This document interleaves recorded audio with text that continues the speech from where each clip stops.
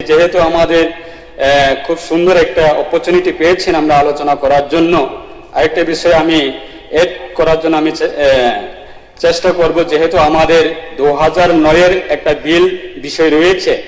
2009-এ আমাদের রাজ্যে প্রথম নতুন সরকার গঠন হবার সঙ্গে সঙ্গে বিজেপি এবং আইপিএফটি নতুন সরকার আমরা এই রাজ্যে প্রতিষ্ঠা হবার সঙ্গে সঙ্গে আমাদের রাজ্য সরকারের ক্যাবিনেট মিটিংয়ে সেই বিলটা আমরা রেজুলেশন পাস করেছি যে আমাদের 2019-এ যে রেজুলেশন যে কনস্টিটিউশনাল অ্যামেন্ডমেন্ট ম্যাটারটা 125তম আইন সংশোধন করে আমাদের রাজ্যে স্বশাসিত জেলা পরিষদ সেটাকে আপগ্রেডেশন করার জন্য আমাদের রাজ্যের বিজেপি এবং আইপিএফটি সেই রেজুলেশনটাকে আমরা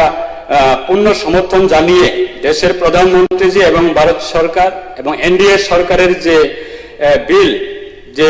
125তম আইন সংশোধন করে যে স্বশাসিত জেলা পরিষদ সেটাকে আপগ্রেডেশন করার জন্য এবং সেটাকে টিটিসি গঠন করার জন্য, তাই সেই বিলের সম্বন্ধেও আমাদের রাজ্যে এটা অন্য একটা ইস্যু, এই ইস্যুটি রাখেন, এই মোশনের উপরে রাখুন। ঠিক আছে, তো যাই হোক সেটাকেও আমরা